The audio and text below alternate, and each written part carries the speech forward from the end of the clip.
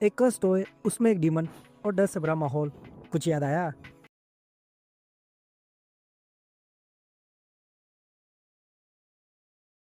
अरे ये हर बार एनेबल थोड़ी ना आएगी।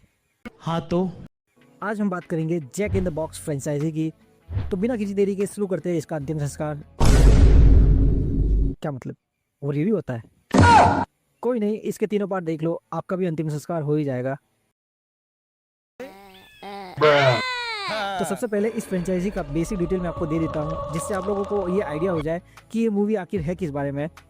सो the jack in the box एक ऐसा टॉय या कहे तो कर्स बॉक्स है, जिसमें जैक नाम का डीमन कैद है, जो बॉक्स को ओपन करने वाले को एक विश ग्रांट करता है, जिसके लिए उसे 6 सेक्रीफाइस करने होंगे। और जब ये सेक्रीफाइस कंप्लीट हो जाते हैं, देन उसकी विश ग्रांट हो जाती है।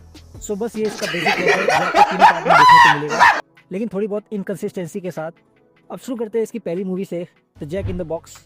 स्टोरी सिंपल है। एक ओल्ड एंटिक म्यूजियम में एक mysterious jack in the box मिलता है। जब इसको ओपन करते हैं, एक क्रीपी क्लाउन डीमन रिलीज होता है। इस डीमन का पैटर्न सिंपल है, बॉक्स खुलेगा, डीमन निकलेगा, किसी को मारेगा और फिर वापस बॉक्स में चला जाएगा। कॉन्सेप्ट इंटरेस्टिंग है। I mean cost objective horror कभी ओल्ड नहीं होता। लेकिन प्रॉब्लम क्या थी, इसका एग्जीक्यूशन वीक था, कैरेक्टर्स बोरिंग थे, स्केयर्स प्रिडिक्टेबल थे। आई मीन जो जंप स्केयर्स थे वो सब प्रिडिक्टेबल थे। एटमॉस्फेयर थोड़ा क्रीपी था, बट ओवरऑल मूवी एवरेज थी। लेकिन विलन का डिज़ाइन, वो क्रीपी स्माइल और मैकेनिकल बॉक्स, ये एक्चुअली अच्छा था। फिर आती है 2022 की the jack in the box awakening. Second part में स्टोरी थोड़ी एम्बिशियस हो जाती है। जहां पहले पार्ट में सब ऐसे ही रैंडमली मर जाते हैं, इसमें ऐसा नहीं होता। जहां एक ओल्ड लेडी जो अपनी बीमारी की वजह से मरने वाली है, तभी उसको पता चलता है कि एक jack in the box demon है, जो उसकी लाइफ को एक्सटेंड कर सकता है और उसे क्योर कर सकता है। उसको डीमन के लिए विक्टिम लाने पड़ेंगे। यहाँ कॉन्सेप्ट थोड़ा डार्कर हो जाता है। डीमन और human deal type story line, थोड़ा इंटरेस्टिंग डायरेक्शन था, लेकिन फिर भी वही issue, weak character development, low tensions और हॉरर फील मिसिंग। तो अब आते हैं इसके last part, the jack in the box rises पे। इस बार स्टोरी एक गर्ल्स बोर्डिंग स्कूल में सेट है। एक स्टूडेंट एक्सीडेंटली या intentionally jack in the box को एक्टिवेट कर देती है और डीमन फिर से फ्री हो जाता है। अब डीमन रैंडमली लोगों को मारने लगता है और ग्रेजुअली पता चलती है बॉक्स की हिस्ट्री। यहाँ मूवी ट्राई करती तो है, लाइक बिगर स्केल, मोर किल्स, डार्कर एटमॉस्फेयर, लेकिन क्या ये काम करता है? ऑनेस्टली थोड़ा बहुत।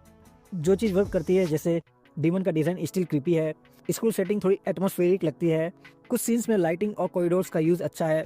लेकिन जो इसकी सबसे बड़ी प्रॉब्लम है, वो इसकी स्टोरी लाइन का प्रिडिक्टेबल होना।